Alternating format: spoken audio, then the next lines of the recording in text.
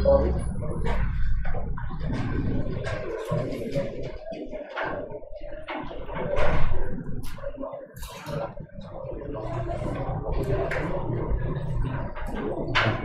dari kita yang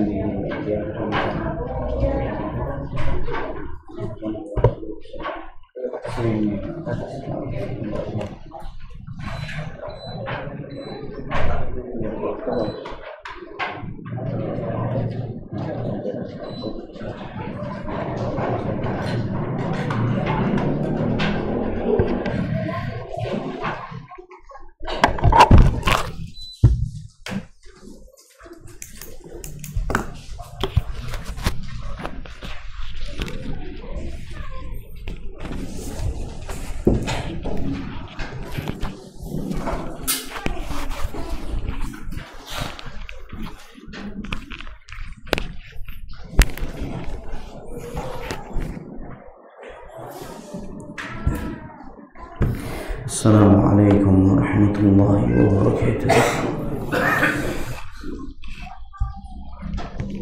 Innal hamdalillah nahmaduhu wa nasta'inuhu wa nastaghfiruh wa na'udzu billahi min shururi anfusina wa sayyiati a'malina.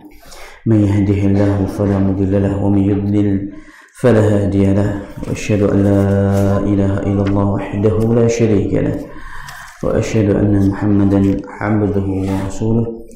صفيه من خلقه وخليله أدى الأمانة وبلغ الرسالة ونصح الأمة وجاهد في الله حق جهاده حتى أتانا اليقين. صلوات الله والسلام عليه وعلى آله وأصحابه ومن صار على نهجه إلى يوم الدين. أما بعد. تبتم وطاب ممشاكم وتبوأت من الجنة منزلا. أسأل الله سبحانه وتعالى بمنه وكرمه أن يرزقنا الإخلاص في القول والعمل، كما نسأله سبحانه أن يرزقنا علما نافعا وعملا صالحا متقبلا، فإنه ولي ذلك والقادر عليه.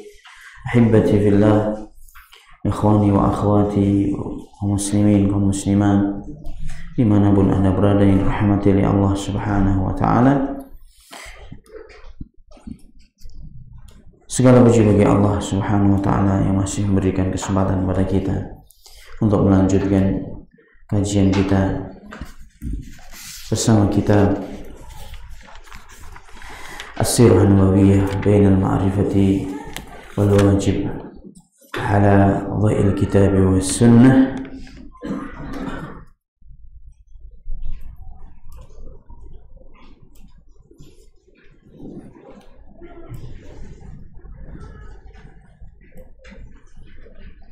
Dan kita lanjutkan dari kitab ini, kita masuk pada subbab yang ketujuh, radha'uhu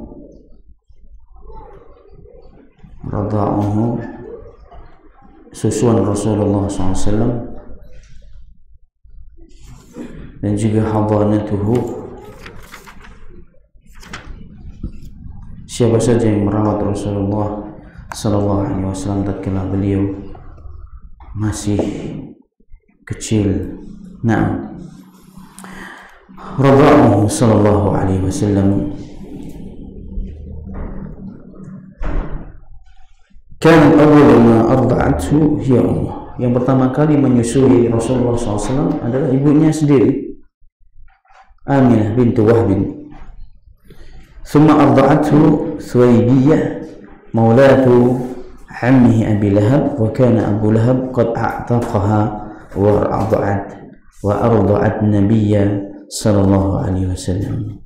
Yang pertama kali yang menyusui Rasulullah SAW adalah ibundanya, kemudian yang menyusui yang kedua, wanita yang menyusui Rasulullah SAW yang kedua setelah ibunya, Thuwaybiyah atau Thuwaybah atau Thuwaybiyah, budak wanita milik pamannya Rasulullah SAW, Abu Lahab. Nah, yang terkenal kebengisannya dan besarnya permusuhannya kepada Rasulullah sallallahu alaihi wasallam dan dakwahnya. Abu Lahab membebaskan budak tersebut, wanita tersebut. Kemudian si Thuwaibiyah ini atau Thuwaibah ini menyusui Nabi sallallahu alaihi wasallam. Wa ikhwatun Nabi min ar-radha'ati min Thuwaibiyah ammuhu Hamzah bin Abdul Muttalib wa Abu Salamah ibn Abdul Asad wa ibnuha Masruh. Naam. Saudara sesusuan dengan Rasulullah SAW, maksudnya Thuwaibah ini juga atau Thuwaibiyah ini dia memiliki anak susuan yang lain atau menyusui anak yang lain selain Nabi kita Muhammad SAW. Siapa saja? Di antaranya Hamzah bin Abdul Muttalib. Hamzah, pamannya sendiri yang seumuran dengan Rasulullah SAW. Makanya tatkala Hamzah meninggal dunia dan meninggalnya dalam kondisi yang amat sangat tidak baik sekali, kondisi terputus telinganya, dengan terbelah dadanya dan hatinya sampai keluar. Beliau Masya Allah, ya ini Masya Allah, kesedihannya luar biasa beliau sallallahu alaihi wasallam, karena bukan hanya saja dia pamannya, dia itu pamannya dan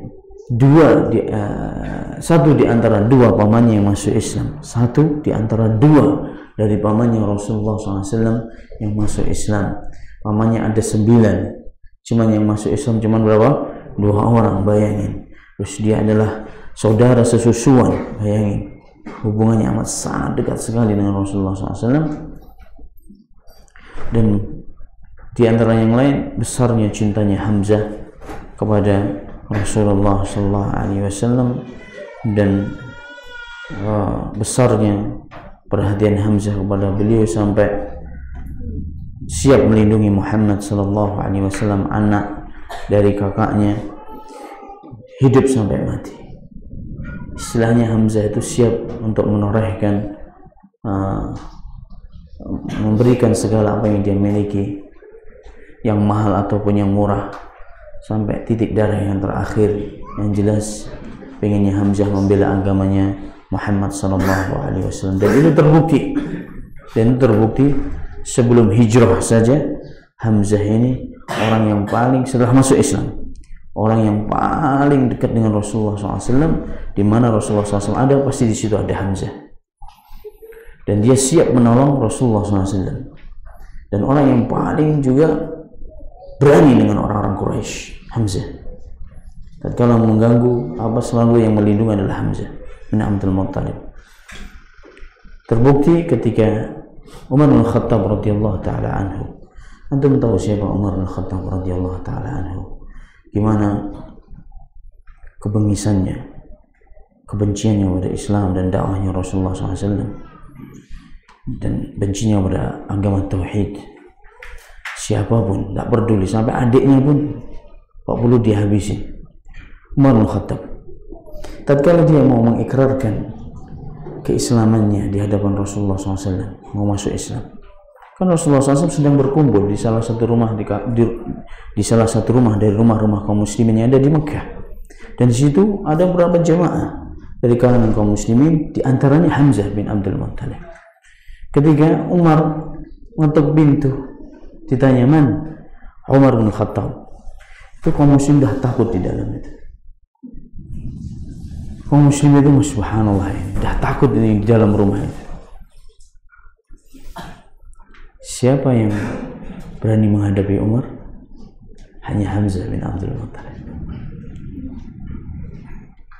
Bukakan pintu untuk dia. Kalau dia pengen kebaikan, kita berikan kebaikan. Kalau keburukan, kita akan berikan keburukan.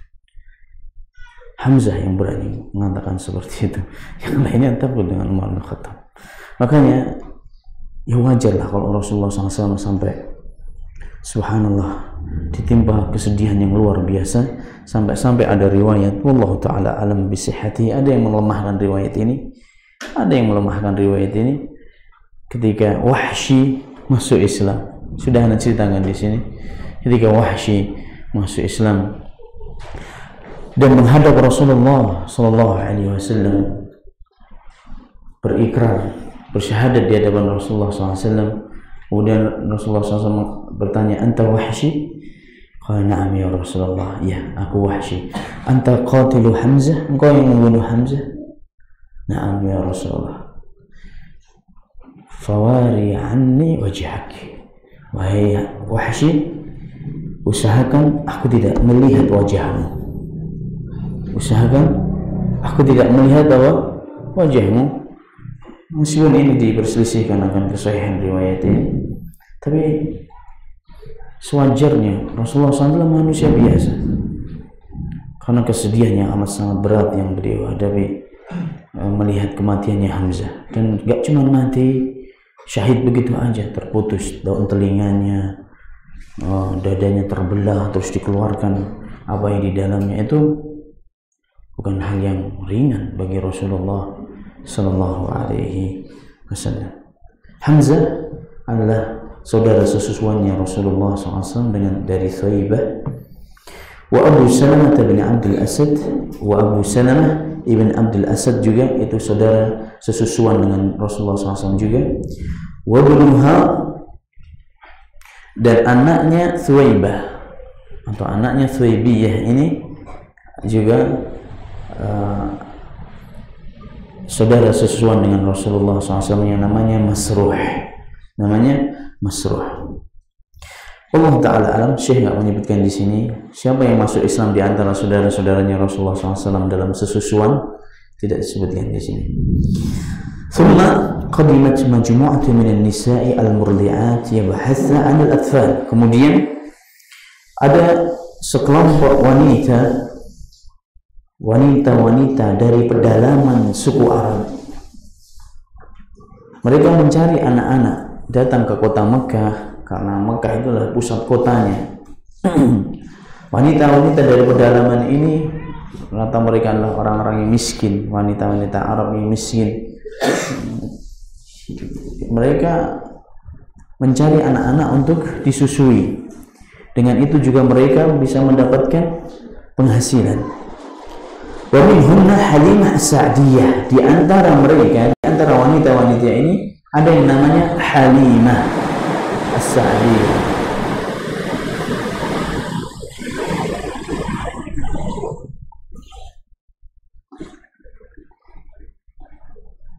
Halimah As-Sa'diyah radhiyallahu ta'ala anha. Halimah As-Sa'diyah radhiyallahu ta'ala anha, dia masuk Islam. فعرض عليهن الرسول صلى الله عليه وسلم فكنا يرفضن أخذه إذا قيل لهن أنه يتيم لأنهن يرغبن في صلة أبيه. Dan wanita-wanita ini tatkala ditawari untuk menyusui Muhammad, wanita-wanita yang dari pedalaman tadi ditawari untuk menyusui Muhammad sallallahu alaihi wasallam, mereka menolak, tidak mau. Apa alasannya? Karena anak ini anak yatim. Wanita ini bertanya, "Mana bapaknya si anak kecil ini?" "Bapaknya sudah meninggal." Tidak mau. Karena yang dicari adalah silata abihi, yang dicari adalah hubungan dengan bapaknya, karena urusan duit itu urusan dengan laki-laki. Dan tujuannya mereka bekerja dengan menyusui itu mereka menghasilkan duit. Nah, waqad wajada jami'un nisa ma'aha atfalan. Seluruh wanita-wanita dari pedalaman ini mendapatkan anak susuan, bayi-bayi susuan, kecuali wa bakiyat Halimah lam tajid ghaira hadzal yatim. Kecuali Halimah As-Sa'diyah ini belum dapat sendiri. Fa akhadathu ma'aha li'annaha karihat an tarji'a min baini sawahibiha wa lam ta'khud radi'an. Halimah dengan terpaksa mengambil Muhammad sallallahu alaihi wasallam untuk disusui. Kenapa? Karena dia balik masa tidak bawa anak susuan.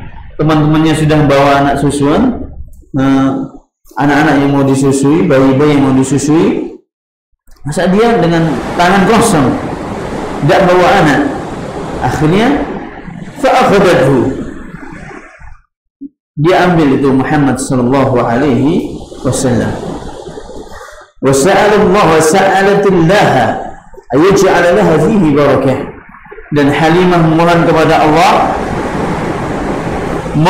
Allah Subhanahu wa taala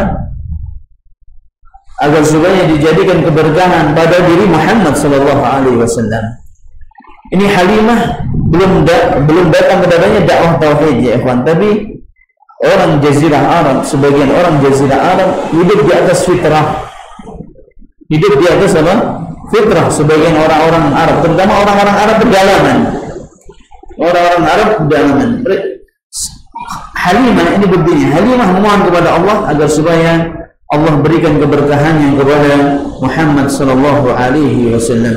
Wa lam ta'khudhu illa li'anha lam tajid ghairah. Dia ambil Muhammad karena tidak ada yang lain sudah, tidak ada bayi lain sudah selain Muhammad sallallahu alaihi wasallam. Ini suara apa ini? Hah? Sini kok nggak bersuara?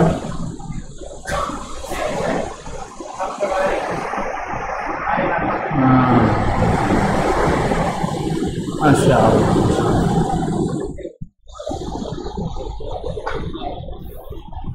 Baik.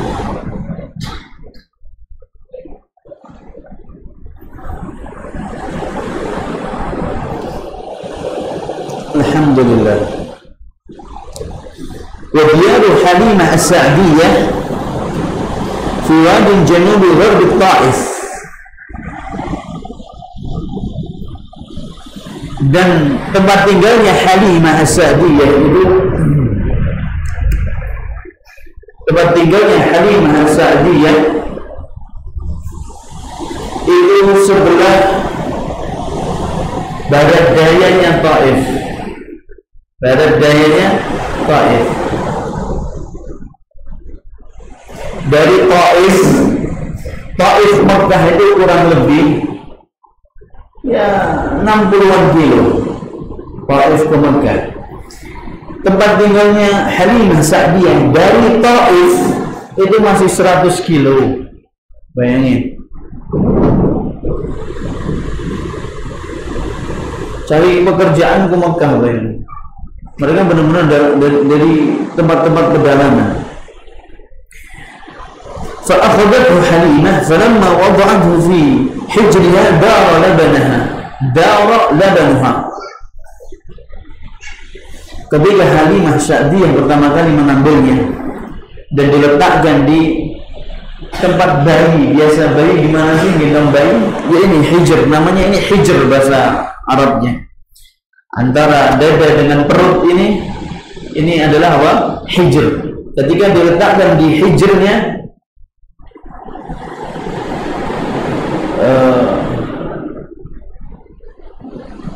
payudaranya si Halimah itu langsung berisi dengan air susu, dengan ASI langsung. Masya Allah. Ketika Muhammad itu dipeluk begitu, didekatkan,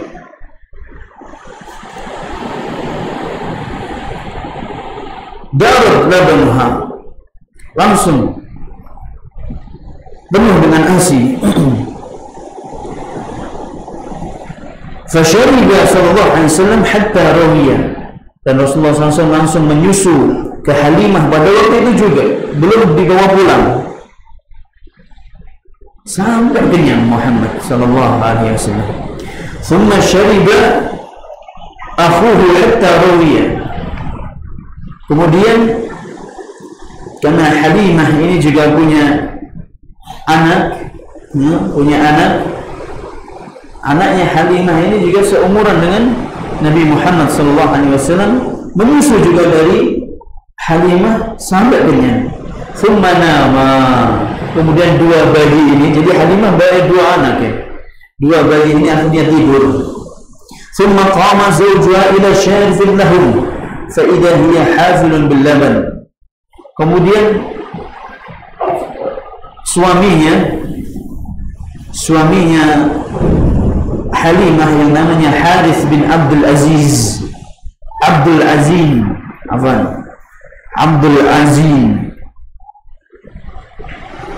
Haris, suaminya Halimah, ketika mau mengambil susu dari kambingnya yang sudah tua, kambing tua ini. Biasanya kalau kambing tua nggak keluar apa susunya. Ketika dia balik ke kambingnya, ditemui, masya Allah,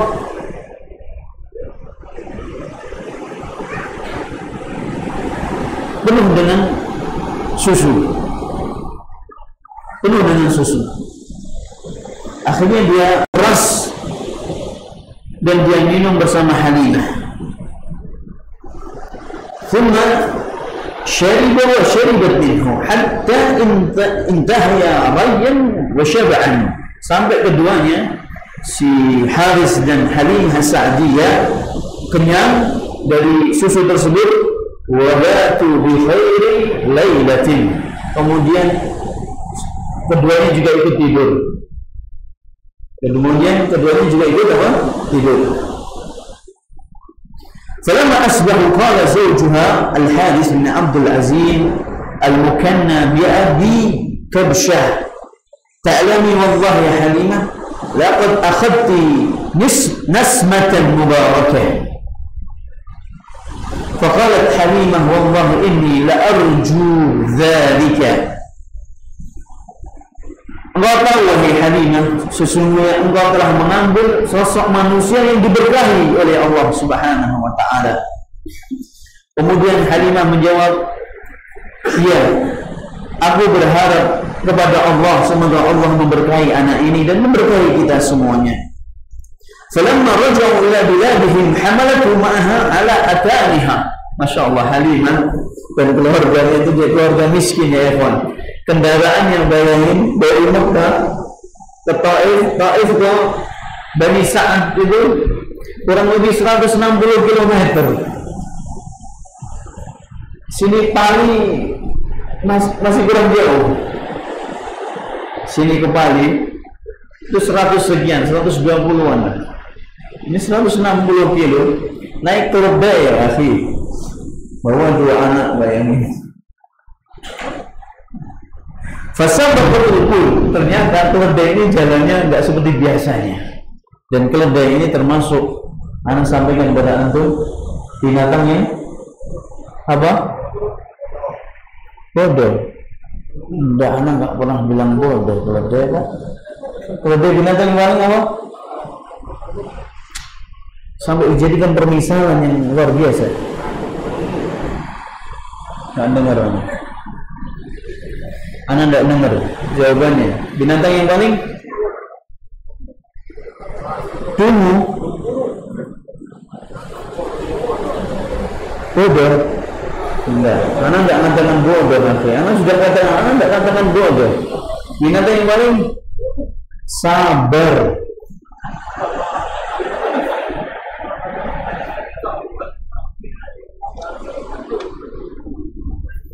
Jadi kalau anak bilangin antum, masya Allah antum, semoga Allah jadikan antum keledai-keledai di muka bumi, itu bukan doa yang buruk.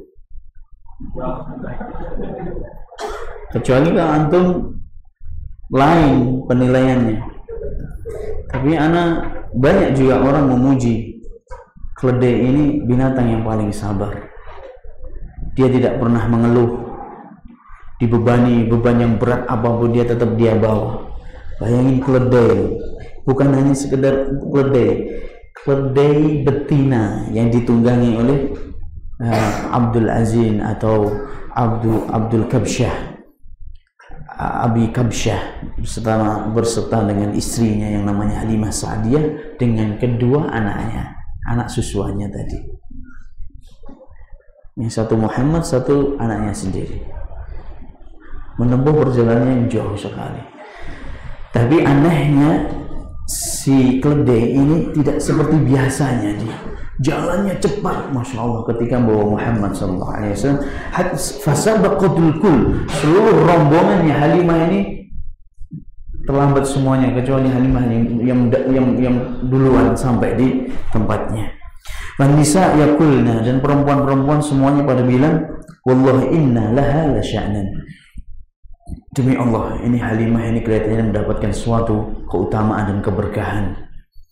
Falamma qadimu manazilahum min biladi Bani Sa'ad, tatkala mereka sampai di kampung Bani Sa'ad, wa kanat ardan mujdadatan, dan kampung atau negeri, kota, tanah kampungnya Bani Sa'ad ini kampung yang tandus, kering. Kanat ghanamu Halimah hina qadimat bin Nabi sallallahu alaihi wasallam taruhu 'alaiha shibhan labana. Masya Allah. Tatkala Halimah datang bersama Rasulullah SAW dan juga suaminya tadi, sampai di rumahnya, kambing-kambingnya itu Masya Allah dalam kondisi gemuk-gemuk tiba-tiba, dan penuh terisi dengan apa? Air susu.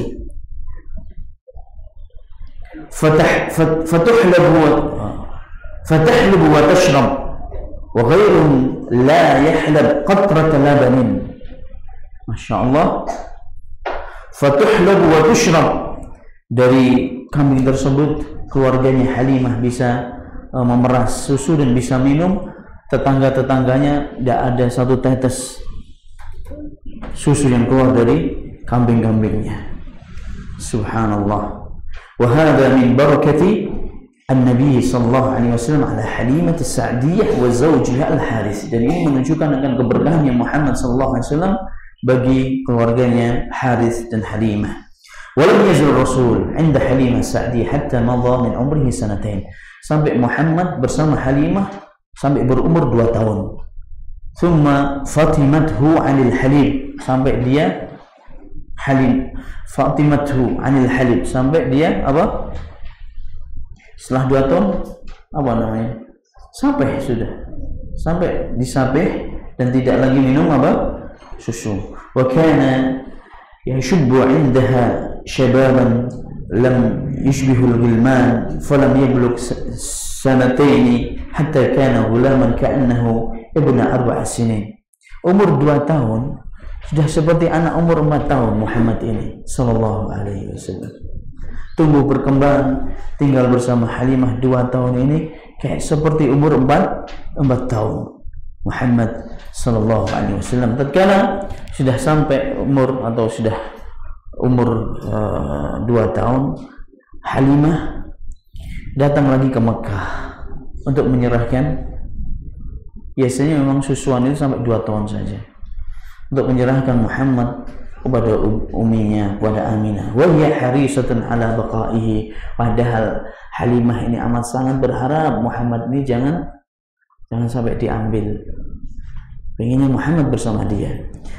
Lima yarawna fihi min al-barakati allati halat alaihim mundu nazala indahum fara'athu Aminatu wa itma'annat alaihi wa lam tazal biha Halimah hatta wafaqat ala raddihi ma'aha. Naam, karena Halimah melihat keberkahan keluarganya yang dulunya miskin, Masya Allah, kekeringan, tandus di Bani Sa'ad. Ketika datang Muhammad, Masya Allah, kesuburan dan keberkahan juga secara khusus untuk keluarganya Halimah. Fara'atu Aminah wa tma'anat alaihi. Ketika melihat putranya, Aminah melihat putranya Muhammad tumbuh berkembang dengan baik, tenang hatinya Aminah. Nah, dan terus Halimah membujuk Aminah untuk menyerahkan kembali anaknya. Hal sudah selesai. Biasanya susuan itu 2 tahun sudah. Susuan itu 2 tahun. Summa adat Halimatu bir Rasul sallallahu alaihi wasallam ila diyari Bani Sa'ad. Akhirnya diizinkan oleh Aminah dan dibawa kembali ke Bani Sa'ad sallallahu alaihi wasallam. Inna irsala Nabi sallallahu alaihi wasallam liradha'ah fil badiyah. Dan di sini kita ambil hikmahnya. Kenapa sih anak-anak ini dibawa ke badiyah, ke pedalaman, orang-orang pedalaman? Ala adati asrafil Arab. Ini kebiasaan orang-orang yang mulia dari kalangan orang Arab. Walahu fawaid jammah. Ini banyak manfaatnya. Kenapa anak ini dibawa ke pedalaman? Minha tajannubi aubiatil mudun, dijauhkan dari wabah-wabah penyakit yang ada yang banyak menyebar di kota. Karena kota ini kondisinya sudah beda karena banyaknya orang, apalagi orang asing. Arab pada waktu itu, Mekah pada waktu itu jadi pusat perdagangan, pusat peradaban orang pada waktu itu di Jazirah Arab. Ada yang dari Syam datang ke Mekah, Yaman datang ke Mekah, bahkan dari luar Mekah, bahkan dari luar Jazirah Arab datang ke Mekah, dari Afrika datang ke Mekah untuk berdagang. Sehingga namanya kondisi beda ya akhi, dengan ikhtilat campur aduk orang Arab dengan orang yang bukan Arab, yang bahkan orang nggak bisa bahasa Arab, dan adat istiadatnya sudah beda, nggak seperti adat istiadatnya orang Arab Mekah, sehingga itu banyak memberikan pengaruh pada penduduk Mekah itu sendiri. Makanya dibawalah anak-anak kecil ini sampai 2 tahun atau bayi-bayi ini sampai 2 tahun di pedalaman yang nggak banyak hiruk pikuk, belum terkontaminasi, belum ada namanya talawusul hawa, udaranya masih sejuk, masih segar, tidak seperti udara-udara di perkotaan. Wastifadatu min manakhil badiyatis sihhi, untuk bisa mengambil faidah dari lingkungan-lingkungan badiah yang masih sehat. Badiah itu pedalaman. Wa fi khuruj al-atfal ila al-badiyati ta'widu lahum 'ala nutq as-salim li lughatil arabiyyah. Faidah yang ketiga, agar terbiasa anak-anak kecil itu tumbuh berkembang ngomongnya pakai bahasa Arab yang fusha, bahasa Arab yang fasih, yang belum terkontaminasi, belum tercampur dengan bahasa-bahasa yang lain. Wa himayatu lahum min al-lahni fiha, dan menjaga lisan-lisan mereka, bahasa-bahasa mereka dari kesalahan. Wallahu subhanahu wa ta'ala yu'iddu rasulahu liyafhama al-lughah al-arabiyyah allati sawfa yastaqbilu biha al-Qur'an al-Karim wa yablughu biha al-Qur'an wal ahkam. Allah siapkan Muhammad sallallahu alaihi wasallam dengan dibawa ke badiah, ke pedalaman, agar supaya lisannya terjaga, bahasanya kuat, kefasihannya terjaga, keoriginal bahasa Arab itu terjaga, original bahasa Arabnya terjaga, yang mana Allah nanti akan menurunkan kepada dia sebuah kitab yang pakai bahasa apa? Bahasa Arab. Wa yablughu biha al-Qur'an wal ahkam, wa yuballighu biha al-Qur'an wal ahkam, yang mana juga Allah akan menurunkan dengan bahasa Arab ini Al-Quran dan hukum-hukum syariat agama. Nah, disebutkan dalam surat Syu'ara, surat Syu'ara ayat 193 sampai 195. Asy-Syu'ara 193 195. Nazala bihi ar-ruhul amin ala qalbika litakuna minal munzirin bilisanin arabiyyin mubin. Bilisanin arabiyyin mubin. Allah telah menurunkan Al-Quran dengan perantaraan Ruhul Amin. Siapa Ruhul Amin? Jibril alaihi salam. Diturunkan di hatimu, ala qalbika, di hatimu wahai Muhammad, agar supaya engkau menjadi manusia yang berikan peringatan bagi umat manusia. Dengan apa? Dengan bahasa bilisanin arabiyyin mubin, dengan lisan Arab, bahasa Arab yang jelas. Yang punya kitab tafsir Ibnu Katsir, ada yang punya kitab tafsir Ibnu Katsir, angkat tangan. Tafsir Ibnu Katsir yang terjemahan maksudnya tidak ada. Baik, labas.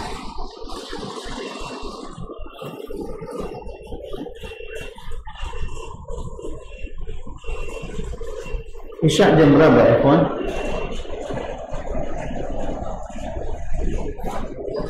Hah? 26. Belum ya? Baik. Subhanallah. Ibnu Katsir bicara panjang lebar di ayat ini.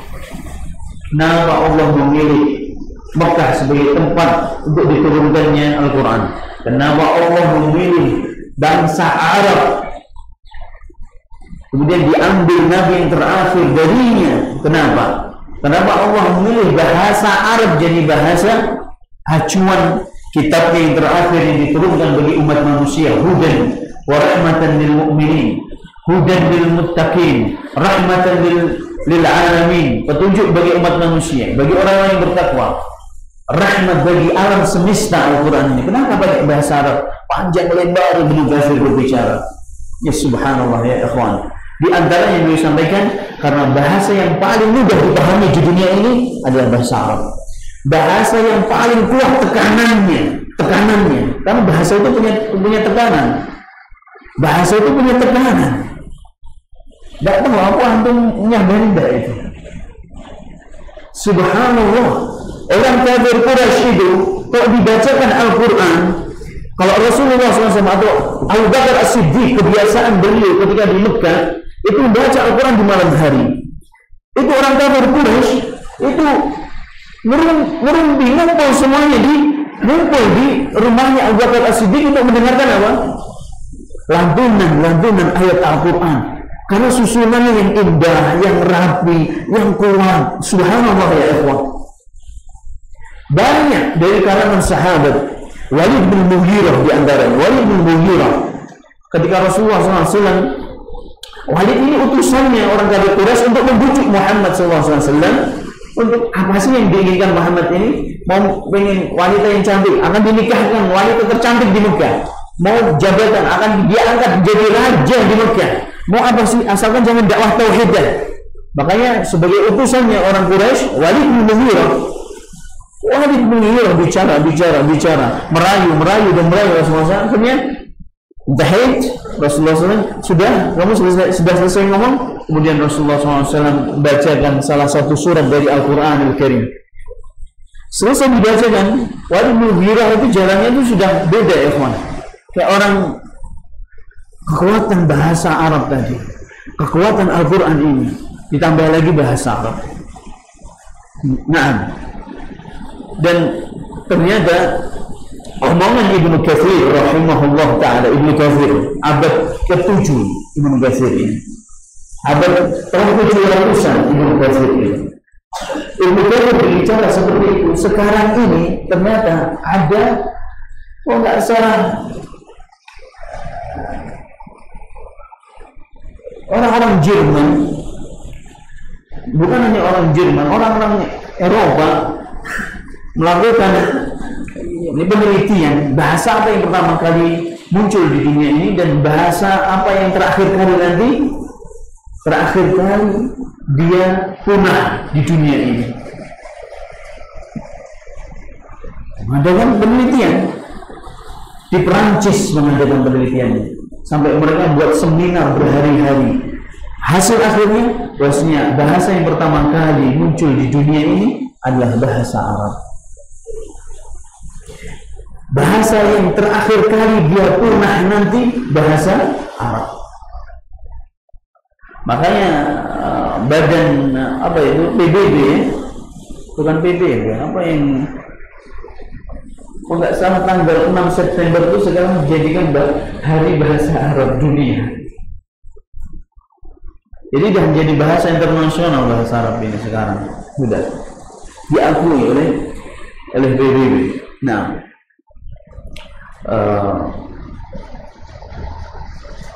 kita nggak butuh pengakuan itu, Anda nggak butuh. Yang jelas bahasa ini adalah bahasa kita, bahasa persatuan kita. Nah, dan Ibnu Sirin kalau nggak salah juga disebutkan dalam Ibnu Katsir. Makanya kalau antum punya kita di Ibnu Katsir, ikhwan ini beli mobil aja mampu ya, beli motor aja mahal, mobil aja bisa beli. Tafsir Ibnu Katsir itu 1 juta paling harganya.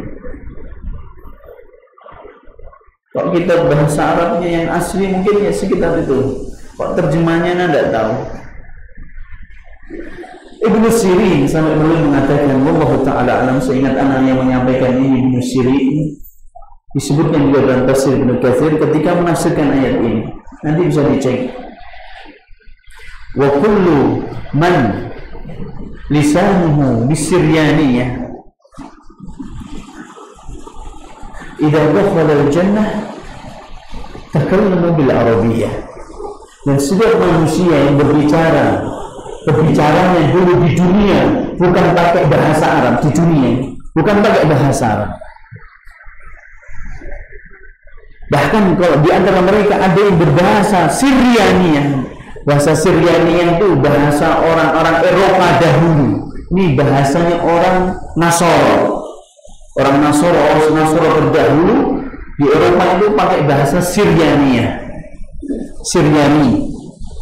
Orang yang berbahasa Siryaniyah ketika di dunia, tatkala dia masuk Islam dan baik Islamnya, nanti ketika dia mati dan masuk surga, langsung berubah lisannya menjadi bahasa Arab. Subhanallah. Ini perkataannya Ibnu Sirin. Orang yang bahasanya di dunia yang bukan pakai bahasa Arab, tapi kalau sudah masuk surga langsung berubah pakai apa? Pakai bahasa Arab. Ternyata bahasa Arabnya adalah bahasanya Ahlul Jannah. Ini perkataan para ulama, bukan perkataan saya. Agar supaya terjaga ini ya ikhwan, ini tidak main-main ini agama. Kita melajari bahasa Arab itu kita berarti melajari agama kita. Dan anak anjurkan kepada ikhwah, tolong dengarkan ini. Anak anjurkan kepada ikhwah, wajib hukumnya melajari bahasa Arab. Ala qadri, sesuai dengan kebutuhan kita dalam ibadah. Sesuai dengan kebutuhan kita dalam melakukan ibadah kepada Allah. Di situ ada hubungannya dengan bahasa Arab, harus kita belajar itu. Maksudnya apa?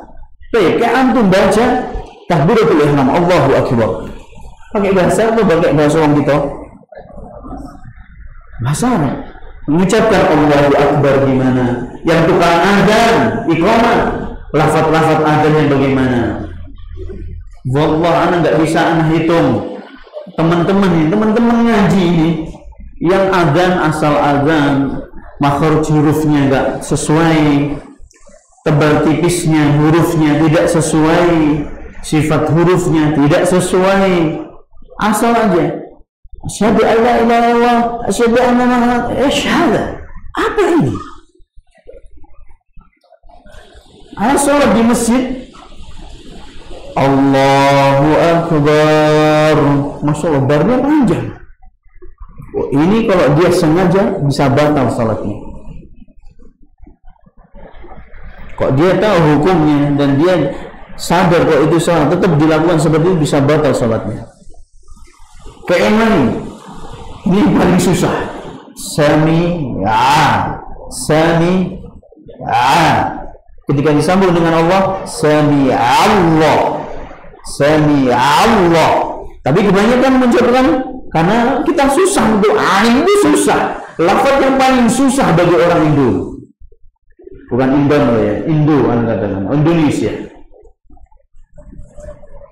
Bagi orang Indonesia ain itu termasuk huruf yang susah. Apalagi antum ini. Sami Allah gitu yang jadi ain jadi apa? Ya. Sami Allah, ini salah total, salah kaprah. Makanya wajib kita melajari bahasa Arab kita ala qadri, sesuai dengan kebutuhan kita dalam ibadah kita. Baca Al-Fatihah juga benar, karena standar sahnya sholat kita dibacaan apa? Al-Fatihah. Itu menjadi rukunnya sholat, termasuk di antara rukun sholat membaca Al-Fatihah. Wallah ya akhi, wallah ya ikhwan, banyak PR kita. Anda nggak nyuruh antum tuh melajari bahasa Arab, durusul lughat. Nanti dulu, ini dulu benarnya di bacaan antum dalam sholat itu.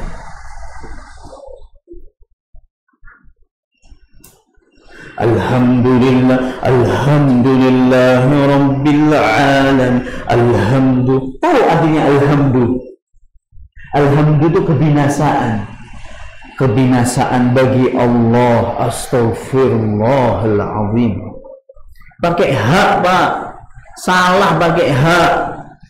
Kenapa orang sering mengucapkan alhamdulillah?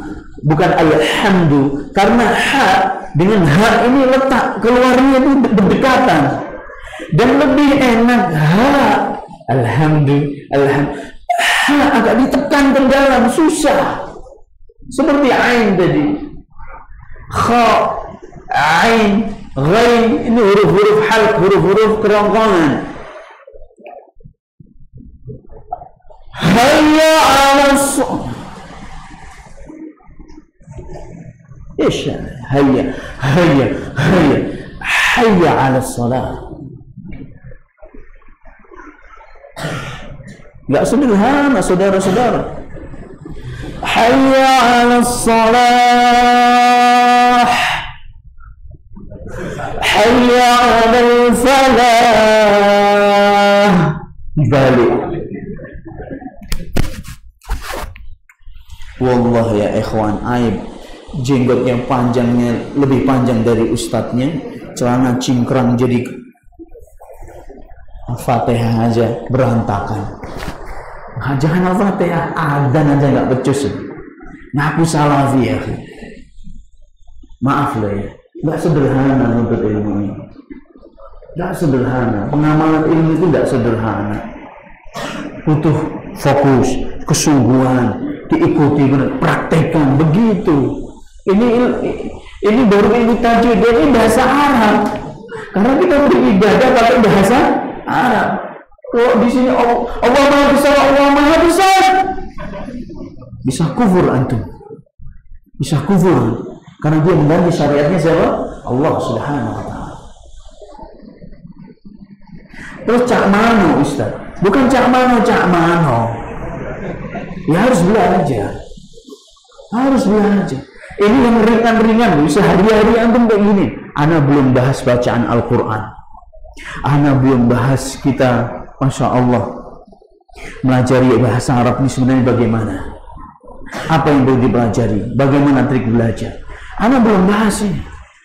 Ana belum bahas masalah hafalan, cara menghafal, tahsin Al-Quran. Ana nggak bahas kayak gitu-gitu. Ini cuman adzan, qomat, sholat. Kita lanjutkan habis salat Isya insyaallah.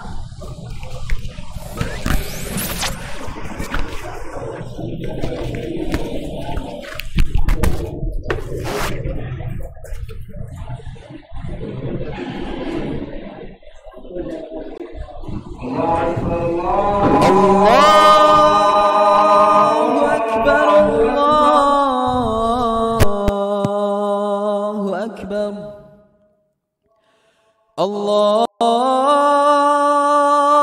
Akbar, Allahu Akbar. Ashhadu an la ilaha illallah.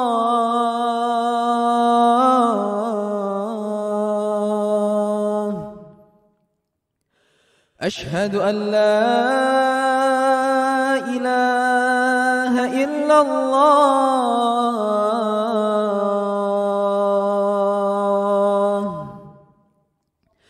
Ashhadu anna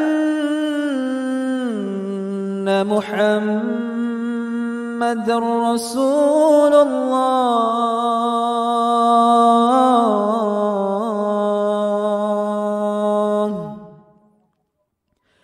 Ashhadu Muhammadar Rasulullah.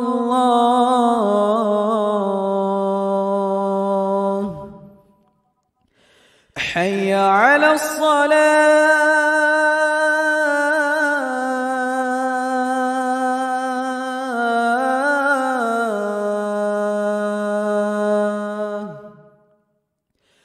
Hayya 'ala as-salah.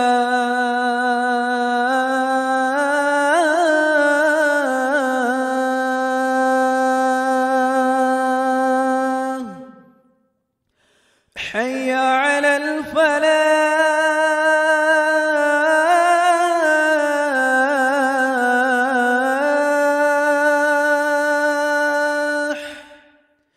حي على الفلاح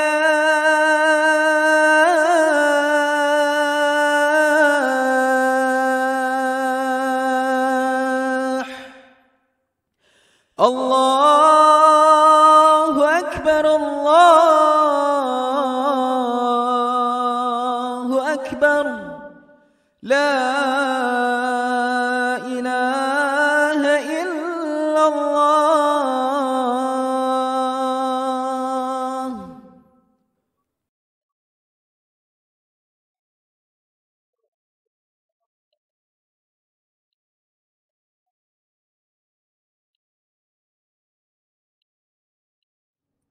Mesin amal. Assalamualaikum. Saudaraku, mesin diciptakan untuk membantu seseorang melakukan pekerjaan, meringankan yang berat, memudahkan yang sukar, dan mempercepat hal yang membutuhkan waktu lama untuk kita mencapainya. Sebagai contoh, di masa lalu butuh waktu lebih dari setahun untuk seorang muslim dari negeri kita menunaikan ibadah haji dan umroh ke tanah suci. Berbulan-bulan di atas kapal, terombang-ambing di lautan. Lalu diciptakanlah pesawat. Dengan mesin ini, seorang muslim dari negeri kita hanya butuh waktu kurang dari 1 hari untuk sampai ke tanah suci. Luar biasa. Perjalanan yang dulu memakan waktu berbulan-bulan, bahkan 1 tahun lebih, sekarang ini dapat ditempuh dalam waktu kurang dari 1 hari. Itulah hakikat mesin, memudahkan manusia mencapai suatu maksud tertentu. Di dalam syariat Islam ternyata ada juga suatu konsep yang serupa. Dengan sedikit amal, seorang muslim mampu menuai banyak sekali pahala secara terus-menerus. Inilah mesin amal yang kita maksud, yaitu amal jariyah yang menghasilkan pahala secara berkesinambungan. Radio Roja Darussalam mengajak Anda untuk memiliki sebuah mesin amal dengan cara berpartisipasi dalam program patungan fasilitas dakwah berupa pengadaan perlengkapan kajian Islam ilmiah, penyempurnaan peralatan siar, dan biaya operasional dakwah. Sesungguhnya ilmu agama adalah ilmu yang mengalirkan banyak sekali manfaat bukan hanya kepada orang yang mendengar dan mengamalkannya saja, tapi juga kepada orang yang mengajarkannya, kepada orang yang menyediakan serta membantu fasilitas pengajarannya. Kita tidak ragu menghabiskan uang berpuluh bahkan beratus juta rupiah untuk membeli sebuah kendaraan, sebuah mesin yang memudahkan urusan dunia kita yang sangat pendek ini. Namun kita ragu, bahkan pelit untuk mengeluarkan harta yang merupakan titipan Allah ini dalam rangka memudahkan urusan akhirat kita yang sangat panjang. Ubahlah harta Anda menjadi mesin amal yang terus-menerus menghasilkan pahala, bahkan ketika kita sudah mati. Salurkan donasi Anda melalui BNI Syariah, nomor rekening 711-8100-059, atas nama Yayasan Gema Sunnah. Sekali lagi, ikutlah dalam program patungan fasilitas dakwah ini dengan cara mentransfer dana Anda melalui BNI Syariah, nomor rekening 711-8100-059, atas nama Yayasan Gema Sunnah. Atas perhatian dan dukungannya, kami ucapkan jazakumullahu khairan. Wassalamualaikum warahmatullahi wabarakatuh. Bismillahirrahmanirrahim. Dengan menyebut nama Allah yang Maha Pemurah lagi Maha Penyayang. Kaf ha ya ain sad. Dzikru rahmati rabbika 'abdahu Zakaria idh nada rabbahu nidaan khafiyya. Kaf, Ha, Ya, Ain, Shad. Yang dibacakan ini adalah penjelasan tentang rahmat Rabb kamu kepada hambanya, Zakaria, yaitu tatkala ia berdoa kepada Rabb-Nya dengan suara yang lembut. قال رب إني وهن العظم مني واشتعل الرأس شيبا ولم أكن بدعائك رب شقيا. Ia berkata, Ya Rabbku, sesungguhnya tulangku telah lemah dan kepalaku telah ditumbuhi uban, dan aku belum pernah kecewa dalam berdoa kepada Engkau, Ya Rabbku. وإني خفت الموالي من ورائي وكانت امرأتي عاقرا فهب لي من لدنك وليا يرثني ويرث من آل يعقوب واجعله رب رضيا. Dan sesungguhnya aku khawatir terhadap mawaliku sepeninggalku, sedangkan istriku adalah seorang yang mandul, maka anugerahilah aku dari sisi Engkau seorang putra, yang akan mewarisi aku dan mewarisi sebahagian keluarga Yakub, dan jadikanlah ia, wahai Rabbku, seorang yang diridhoi. Ya Zakaria, inna nubashshiruka bighulamin ismuhu Yahya lam naj'al lahu min qablu samia. Wahai Zakaria, sesungguhnya kami memberi kabar gembira kepadamu akan beroleh seorang anak yang namanya Yahya, yang sebelumnya kami belum pernah menciptakan orang yang serupa dengan dia. Qala rabbi anna yakunu li ghulamun wa kanat imra'ati 'aqiran وكانت امرأتي عاقرا وقد بلغت من الكبر عتيا. Zakaria berkata, Wahai Rabbku, bagaimana akan ada anak bagiku, padahal istriku adalah seorang yang mandul, dan aku sendiri sesungguhnya sudah mencapai umur yang sangat tua. قال كذلك قال ربك هو علي هين وقد خلقتك من قبل ولم تك شيئا قال رب اجعل لي آية قال آيتك ألا تكلم الناس 3 ليال سويا. Allah berfirman, demikianlah. Allah berfirman, hal itu adalah mudah bagiku, dan sesungguhnya telah aku ciptakan kamu sebelum itu, padahal kamu di waktu itu belum ada sama sekali. Zakaria berkata, Ya Rabbku, berilah aku suatu tanda. Allah berfirman, tanda bagimu ialah bahwa kamu tidak dapat bercakap-cakap dengan manusia selama 3 malam, padahal kamu sehat. فخرج على قومه من المحراب فأوحى إليهم أن سبحوا بكرة وعشيا. Maka ia keluar dari mihrab menuju kaumnya, lalu ia memberi isyarat kepada mereka, hendaklah kamu bertasbih di waktu pagi dan petang.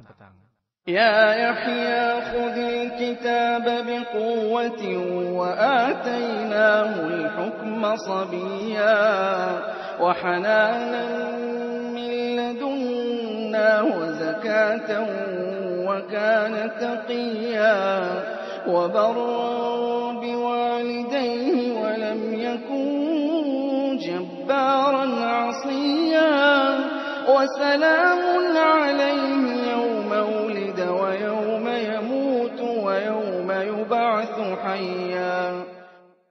Wahai Yahya, ambillah Alkitab, Taurat itu, dengan sungguh-sungguh, dan kami berikan kepadanya hikmah selagi ia masih kanak-kanak, dan rasa belas kasihan yang mendalam dari sisi kami, dan kesucian dari dosa, dan ia adalah seorang yang bertakwa. Dan banyak berbakti kepada kedua orang tuanya, dan bukanlah ia orang yang sombong lagi durhaka. Kesejahteraan atas dirinya pada hari ia dilahirkan, dan pada hari ia meninggal, dan pada hari ia dibangkitkan hidup kembali. واذكر واذكر في الكتاب مريم إذ انتبذت من أهلها مكانا شرقيا فاتخذت من دونهم حجابا فأرسلنا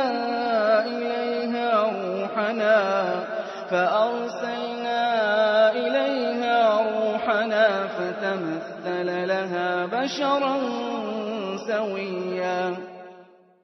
Dan ceritakanlah kisah Maryam di dalam Al-Quran, yaitu ketika ia menjauhkan diri dari keluarganya ke suatu tempat di sebelah timur. Maka ia mengadakan tabir yang melindunginya dari mereka. Lalu kami mengutus roh kami kepadanya. Maka ia menjelma di hadapannya dalam bentuk manusia yang sempurna. قالت إني أعوذ بالرحمن منك إن كنت تقيا قال إنما أنا رسول ربك لأهب لك غلاما زكيا. Maryam berkata, sesungguhnya aku berlindung daripadamu kepada Rob yang Maha Pemurah, jika kamu seorang yang bertakwa. Iya, Jibril berkata, sesungguhnya aku ini hanyalah seorang utusan Rabbmu untuk memberimu seorang anak laki-laki yang suci.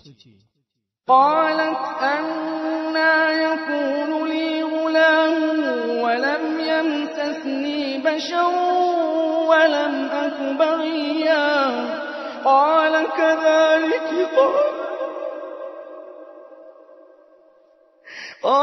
كذلك قال ربك هو علي هين ولنجعله آية للناس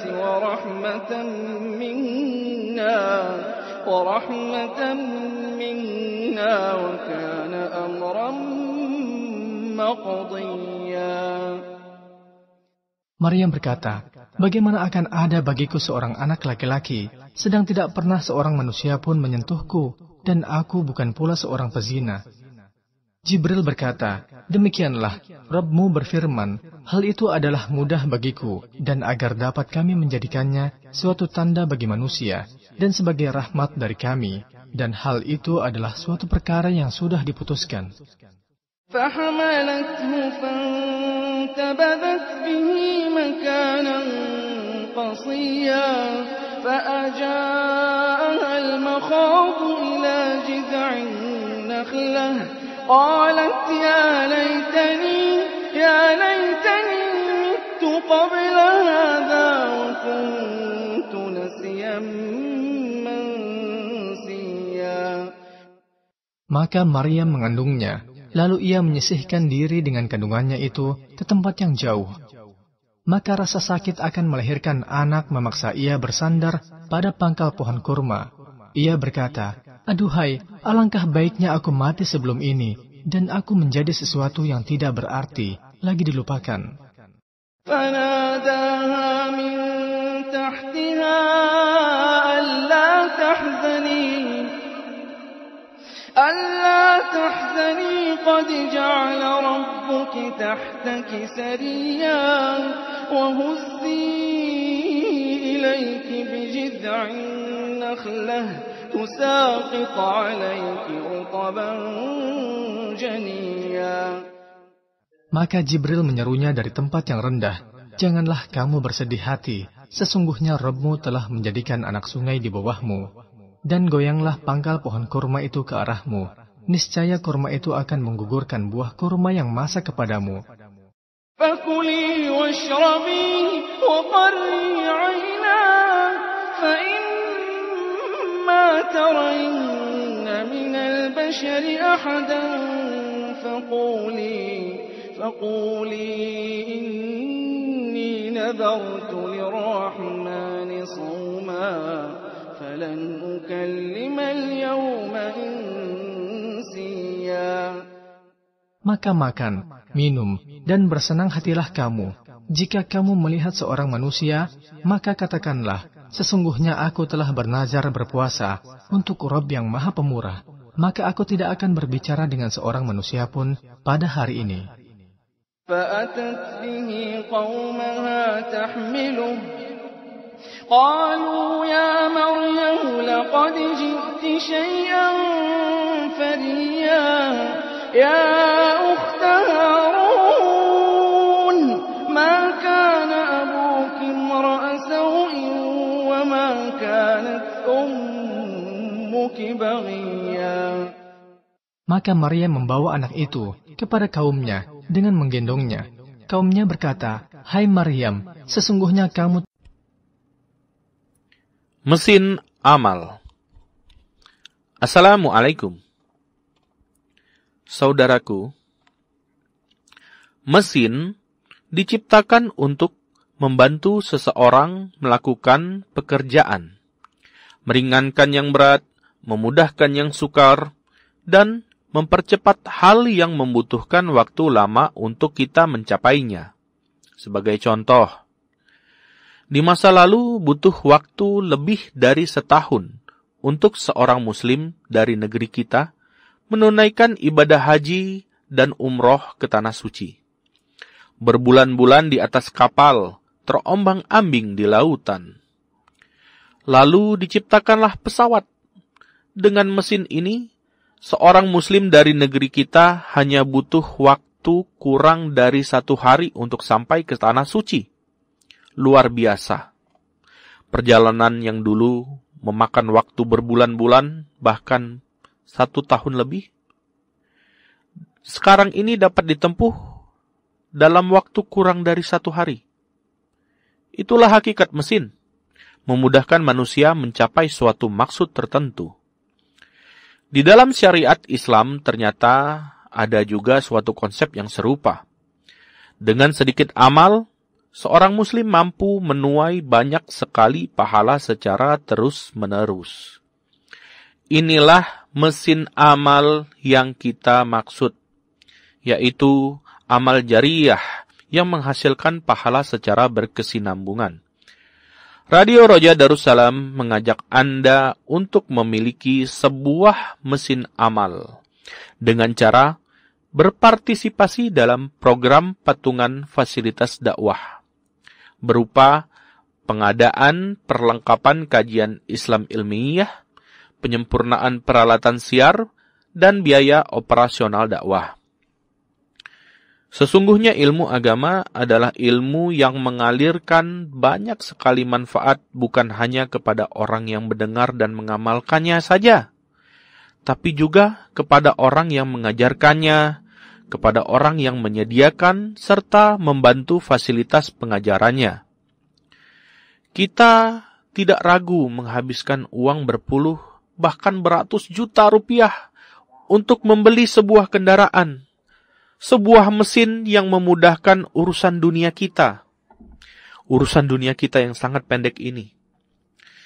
Namun kita ragu, bahkan pelit untuk mengeluarkan harta yang merupakan titipan Allah ini dalam rangka memudahkan urusan akhirat kita yang sangat panjang. Ubahlah harta Anda menjadi mesin amal yang terus-menerus menghasilkan pahala, bahkan ketika kita sudah mati. Salurkan donasi Anda melalui BNI Syariah, nomor rekening 711-8100-059, atas nama Yayasan Gema Sunnah.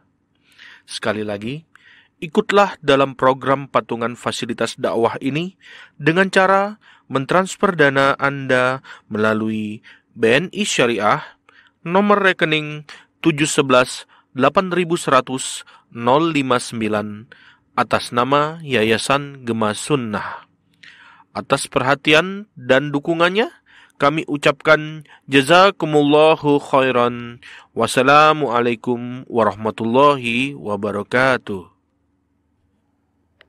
Telah melakukan sesuatu yang amat mungkar. Hai saudara perempuan Harun, ayahmu sekali-kali bukanlah seorang yang jahat, dan ibumu sekali-kali bukanlah seorang pezina. فأشارت إليه قالوا كيف نكلم من كان في المهد صبيا قال إني عبد الله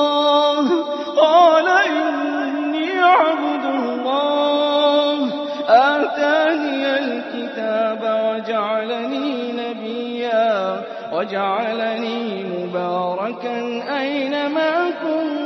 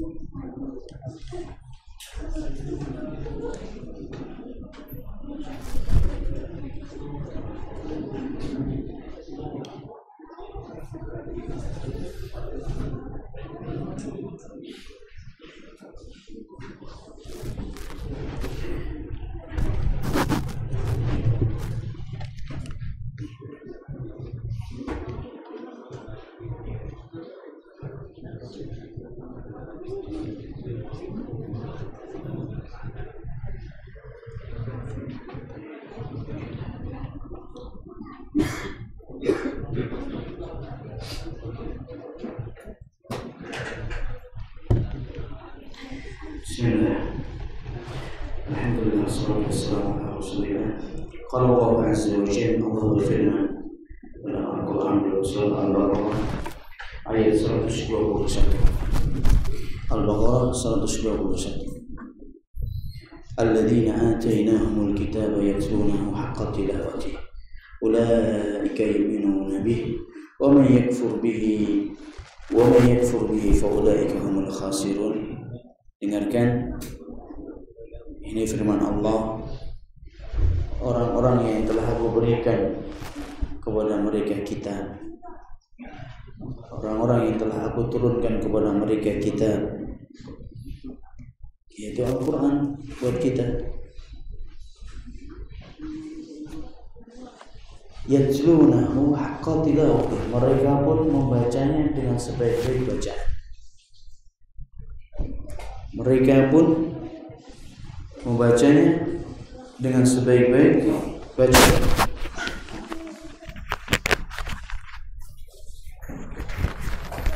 Orang-orang yang telah Aku berikan kitab pada mereka dan mereka pun membacanya dengan sebaik-baik bacaan. Ulaika yu'minuna bih, mereka itulah orang-orang yang hakikatnya benar-benar beriman kepada kitab tersebut. Wa may yakfur bihi fa ulaika humul khasirun, barang siapa yang kufur pada kitab Allah Subhanahu wa taala, maka mereka adalah orang-orang yang merugi.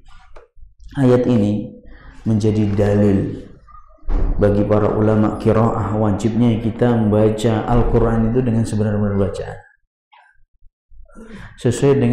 Sesuai para ulama qiraah berdalil dengan hadis, dengan ayat ini, ayat ini bukan hadis, berdalil dengan ayat ini wajibnya kita membaca Al-Quran dengan sebaik-baik bacaan sebagaimana Jibril menurunkannya kepada Muhammad, sebagaimana Muhammad mengajari bacaan tersebut kepada siapa?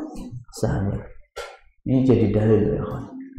Kalau antum buka kitab tajwid, bukan tajwid Indonesia, bukan kitab karangan tajwid, kayak kitab tajwidnya para ulama seperti Tuhfatul Atfal, ada syarahnya, ada juga Mangdumah Syatibiyah, ada itu ketika disyarah pensyarah kitab-kitab tajwid ini selalu menyebut ayat ini. Kenapa anak ingin sampaikan ini ya ikhwan? Jadi motivasi buat antum. Kalau kita ini benar-benar beriman kepada Al-Quran, ya baca Al-Quran dengan sebaik-baik bacaan. Bukan semau kita cara membacanya. Baik, sebaik-baik bacaan itu sesuai dengan yang telah diturunkan oleh Allah kepada Muhammad sallallahu alaihi wasallam, cara mengucapkannya, kapan dibaca tebal, ra kapan dibaca tipis, kapan huruf-huruf ini yang memiliki sifat-sifat yang tebal, kapan dibaca tebal, kapan dibaca tipis, itu semuanya ada dan tinggal antum mau belajar atau tidak. Nah, taib. Kok Nabi kita aja udah disiapkan, dia orang Arab asli. Nabi kita Muhammad sallallahu alaihi wasallam orang Arab.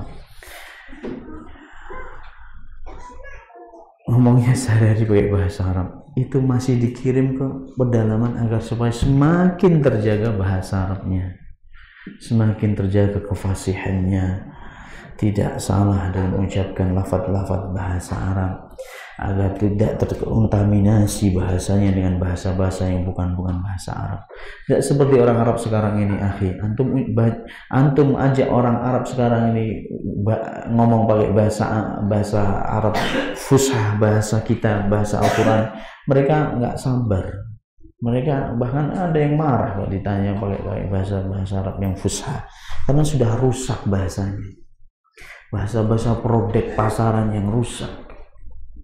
Nah, Allah musta'an. Dan ini jelas kemunduran pada diri orang Arab sendiri, kemunduran. Nah, nasihat anak itu, anak tidak nyuruh antum itu, ya kalau bisa antum mondok alhamdulillah, tapi anak tidak nyuruh. Tapi paling tidak antum baca Al-Quran itu bagus. Yang antum butuhkan dalam sholat, azan, dzikir habis sholat, baca bacaan dalam sholat itu benar, itu aja sudah aman. Itu aja sudah apa? Aman. Nah, jangan sabar di atas kebodohan. Jangan ridha jadi orang bodoh.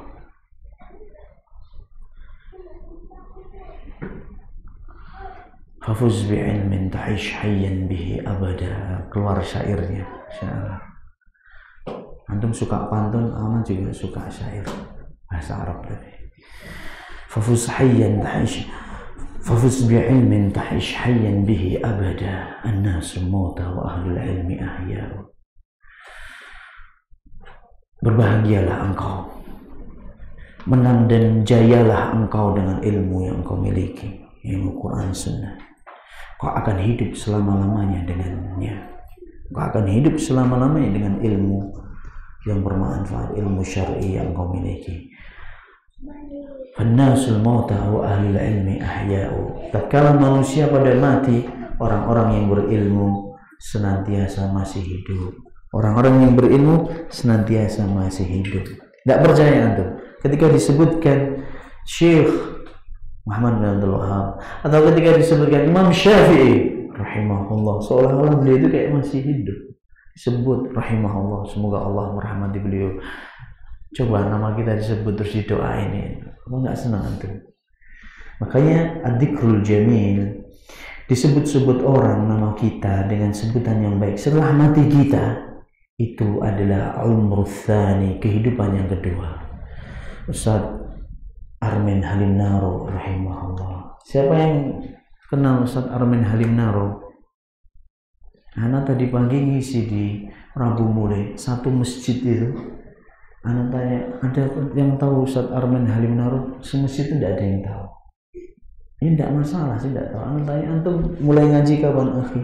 Oh, baru semuanya ternyata. Ini semasjid itu orang baru ngaji. Subhanallah. Jadi belum kenal namanya Ustaz Armin Halim Naro. Alhamdulillah. Ketika disebut beliau, kita mengucapkan rahimahullah. Buya Hamka rahimahullah. Disebut dengan, karena nggak semua orang itu disebut dengan sebutan yang baik setelah matinya. Banyak orang yang sudah mati tapi masih dicela-cela juga banyak. La haula wala quwwata illa billah. Jadi yang kita pengenkan ya, kita sungguh-sungguh dalam belajar agama ini. Tolong grade-nya ditingkatkan, masih grade dalam menuntut ilmunya ditingkatkan. Anak ini mau apa ya di dunia ini? Coba antum tanya kayak gitu. Anak ini mau apa ya di dunia ini? Bisa apa? Terus apa yang sudah kita berikan untuk Allah dan Rasulnya, untuk agama ini? Apa gitu? Makanya dengan kesungguhan kita, keikhlasan antum dalam menuntut ilmu, Masya Allah, insya Allah keberkahan buat kita semuanya, keberkahan bagi kehidupan antum, masa depan antum, rezeki antum, keluarga antum. Itu diawali dengan ilmu yang bermanfaat, diawali dari ilmu yang bermanfaat. Itu tambahan, meskipun kita panjang lebar di sini. Selanjutnya kita selesaikan dulu dari pembahasan ini. Fi khurujil atfali siqaran ila al-badiyati takfiyatan li ajsadihim. Dikeluarkannya anak-anak kecil ke pedalaman kampung-kampung Arab untuk menguatkan tubuh-tubuh mereka. Selain tadi bahasa, sekarang untuk fisik, untuk menguatkan fisik-fisik mereka. Wa ib'adul lahum an tadlilil ummahati wal akhwat, dan agar supaya mereka itu tidak terbiasa hidup manja, dimanja sama ibunya, sama saudara-saudaranya dan saudari-saudarinya, tante-tantenya, gitu. Dari kecil sudah dilatih seperti itu. Hidup di gurun pasir, hidupnya dengan kuda, nggak bisa dengan kuda, kehidupan kayak gitu itu. Sehingga keberanian, ketangkasan, jiwa-jiwa pemimpin tabah, handal, nggak cengeng, nggak cemen itu terlatih. Karena jauh dari orang tua. Ini subhanallah. Dan inilah orang Arab ya kan. Allahu Akbar. Ini anak-anak kita ini subhanallah, jalan gak pakai sendal aja sakitan kakinya. Aduh, sakit. Ih subhanallah, gak pakai sendal aja kayak gimana mau jadi mujahid? Gimana mau jadi mujahid? Apa-apa, susu, kayak bos-bos, Masya Allah ya, raja-raja kecil. Ini kotor, ya subhanallah, raja-raja kecil. Ini kondisi kita tidak seperti zaman dahulu, tidak seperti zaman kecil kita. Kita nggak pernah dididik seperti itu ya, keluarga kita, ayah dan ibu kita yang anak nggak pernah ngerasain kehidupan kayak gitu ya. Apa-apa kita sendiri, mandiri ini, subhanallah.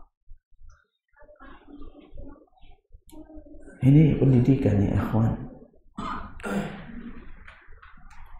Watarbiyatun lahum ala sabri wal mujahadati mundu sighar, melatih mereka untuk bersabar menghadapi kehidupan ini, mujahadah, kesungguhan melawan kehidupan ini yang keras mulai dari kecil, mulai dari dini. Makanya Muhammad sallallahu alaihi wasallam manusia pilihan dan disiapkan dari dini oleh Allah Subhanahu wa taala. Wa likulli insanin min ismihi nasib, dan setiap orang dengarkan ini. Ini perkataan Syekh, meskipun ini ya dikait-kaitkan, tapi bukan cocok lagi, bukan dicocok-cocokkan, enggak. Ini bukan ini. Tapi Syekh ini makul, apa yang dia disampaikan bagus. Likul insan min ismihi nasib. Setiap orang itu dari namanya dia mendapatkan jatah dari doa namanya. Dinamakan Muhammad sawa'un fil askhas aw ghairihim. Fasmur rasuli sallallahu alaihi wasallam Muhammad fihi tanbihu ala annahu mahmudun inda Allah. Dinamakan Muhammad karena dia terpuji di sisi Allah Subhanahu wa taala. Mahmudun indal malaikah, dipuji oleh malaikat. Mahmudun inda ikhwanihil mursalin, dipuji, terpuji, disanjung oleh teman-temannya, saudara-saudaranya, sama para nabi dan rasul. Wa mahmudun indah alil ardi kullihim, mahmudun fid dunya wa mahmudun fil akhirah hina yaqumul maqamul mahmud. Masya Allah, ini Syekh luar biasa.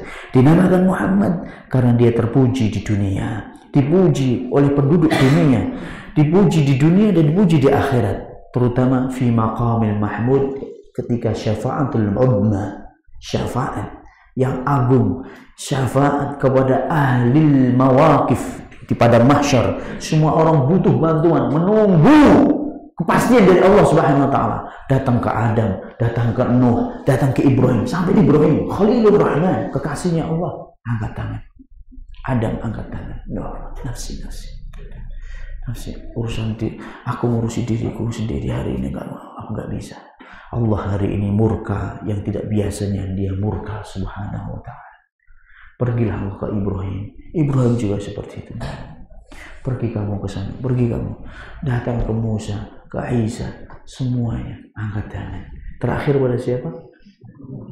Muhammad sallallahu alaihi wasallam. Dan Rasulullah SAW, iya, ini hanya jatahku, ini hanya milikku yang Allah khususkan untuk aku, kata Rasulullah SAW. Akhirnya Rasulullah SAW sujud di hadapan Allah Subhanahu wa ta'ala, udah di bawah arasy-Nya Allah, dengan sujud yang belum pernah dia lakukan selama di dunia, dengan memuji-muji Allah, memuliakan Allah dalam sujud tersebut yang belum pernah dia lakukan selama di dunia, membaca pujian-pujian tersebut. Kemudian Allah mengatakan kepada Muhammad, ya Muhammad, irfa' ra'sak, angkatlah kepalamu ya Muhammad. Ishfa' tushaf, sal tu'ta, washfa' tushafa, mintalah, aku akan berikan apa yang kau minta. Kau ingin memberikan syafaat, aku akan izinkan engkau untuk memberikan syafaat. Allahu Akbar. Dipuji di dunia dan di akhirat. Jadi masih ingat ya perkataannya Abdul Muttalib, kenapa dinamakan anaknya dengan anak di sini, maksudnya siapa? Nah, kebiasaannya orang Arab memanggil cucu itu juga apa? Anak. Kenapa dia namakan anaknya atau cucunya dengan Muhammad sallallahu alaihi wasallam, yang belum pernah digunakan nama itu di Jazirah Arab secara umum, dan khususnya orang-orang Quraisy yang belum pernah menggunakan nama itu. Nah,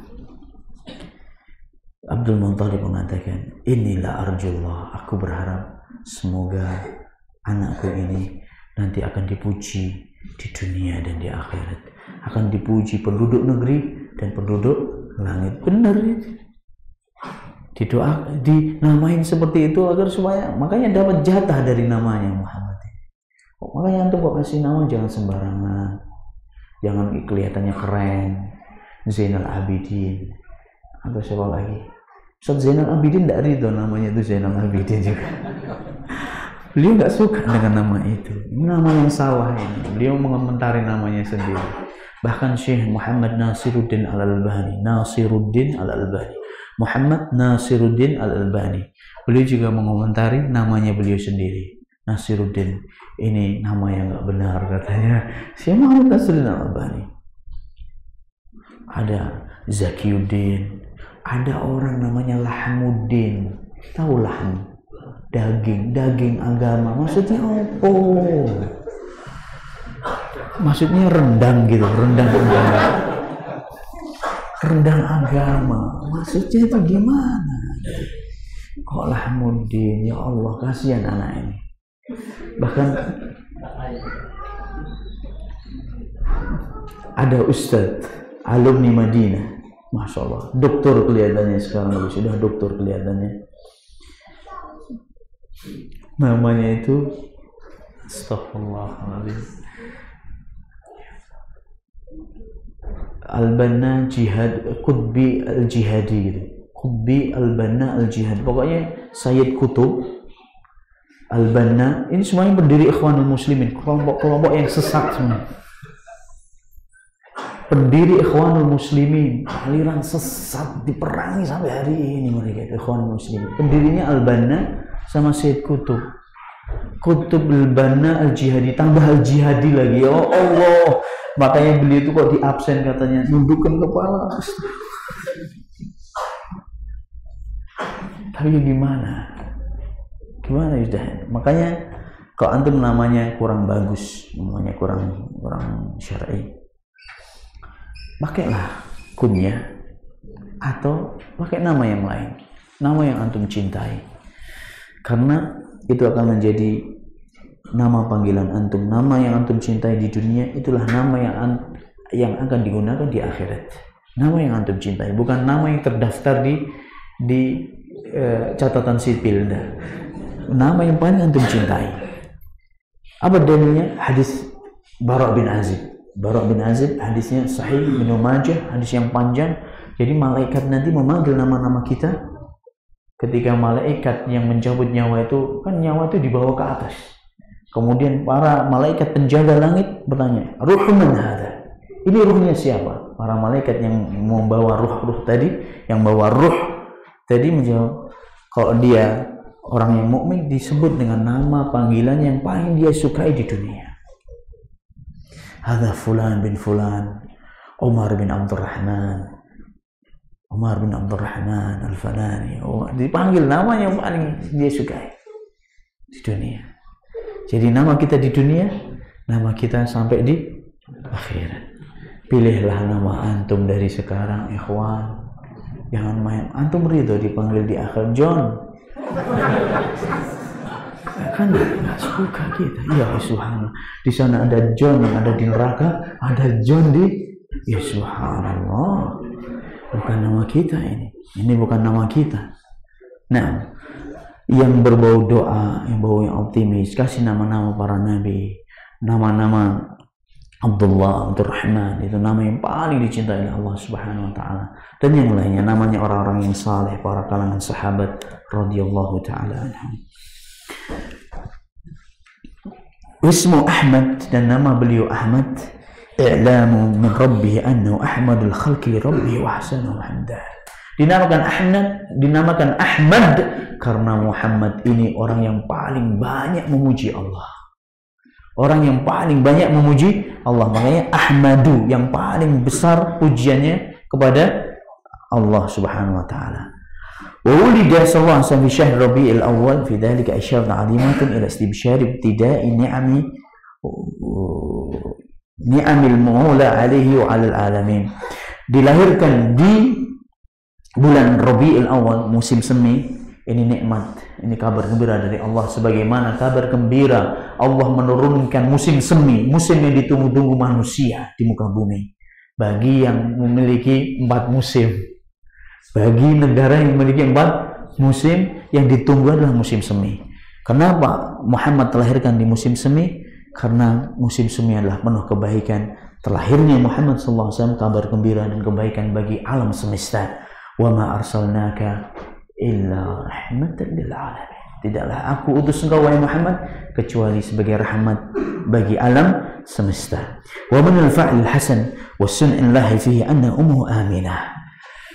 Dan termasuk dari doa yang baik, ibunya namanya Aminah.